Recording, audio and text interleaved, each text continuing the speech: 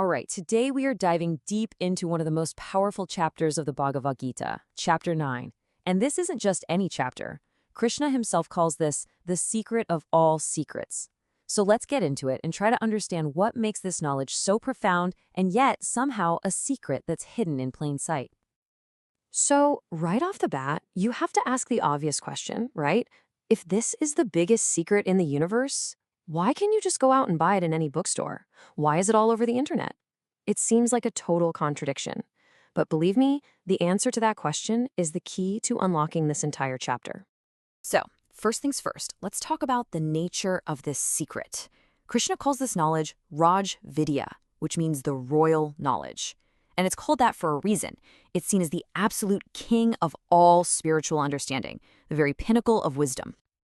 And here it is, the answer to our big question. This secret is self-protecting.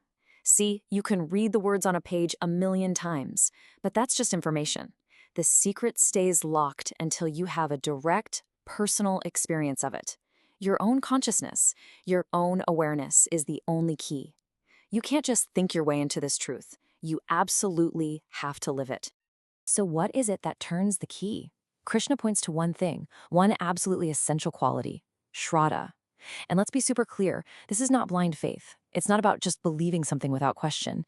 It's more like a deep intuitive knowing, an inner certitude that lets your mind relax its skepticism just enough to be open to a truth that honestly our everyday logic just can't compute. Okay, so with that foundation of Shraddha, now we can approach the core of the secret itself. And it comes to us in the form of this beautiful and kind of mind-bending paradox about the true nature of reality.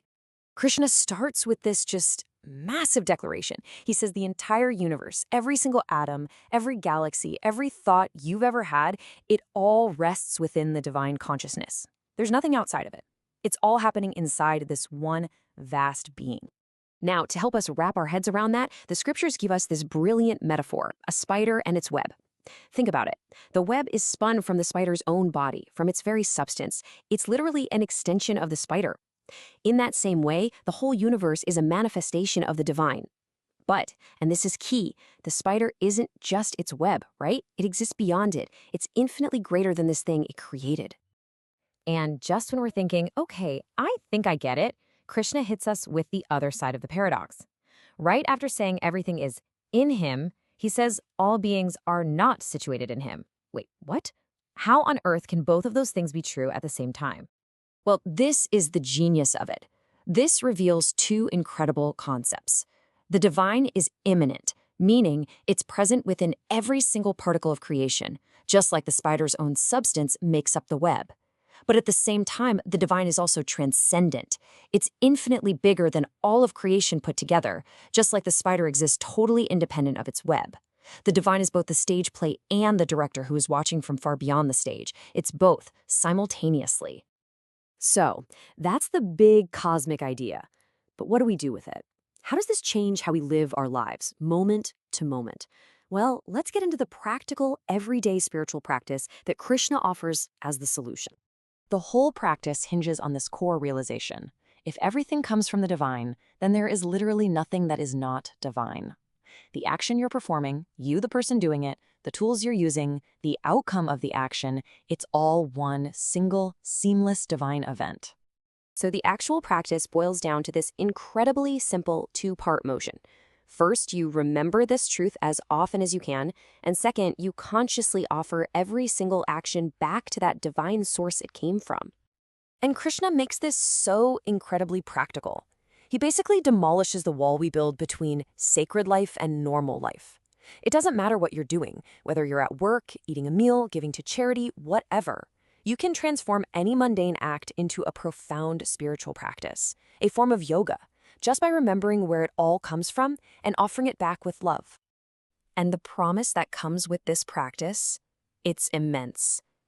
He says that by offering up every action, you are no longer tied to the karmic results of that action, whether they're good or bad. You're effectively freed from that endless cycle of cause and effect. You become free, and you realize your own true nature is one with the divine. Now, for me, this next part is maybe the most revolutionary piece of this whole secret. It's all about who this path is for. And the answer is a radical, all-encompassing promise of inclusivity. Krishna makes it crystal clear. This supreme destiny, this path of loving offering, isn't reserved for a handful of saints or sages. No, it is available to every single human being. And it doesn't matter one bit what your background is, your social status, or what you've done in your past. And this is where the teaching gets truly mind-blowing for its time. Krishna specifically lists the very groups of people who were often excluded from mainstream spiritual paths back then. He explicitly says that women, merchants, laborers, and even people considered to be great sinners, all of them can reach the highest goal. The only requirement? That they take refuge in him. And then he gives this personal guarantee. This isn't just a philosophy, it's a promise, made directly from the divine to the individual heart. Krishna says, "Know this for certain, the one who loves me, the one who walks this path of bhakti, of pure devotion, will never ever be lost." So we end on this final verse, which just perfectly pulls the entire secret together. It's a call to action that weaves everything, knowledge, devotion, and action, into one. Be my minded, that's remembering the truth. Be my lover, that's offering everything with devotion. Perform offerings to me, that's making every action secret. The supreme secret, it turns out, is a path of constant, loving remembrance that can transform every single moment of your life into a direct connection with the divine. I mean, just think about it. What would change for you if every action became an offering?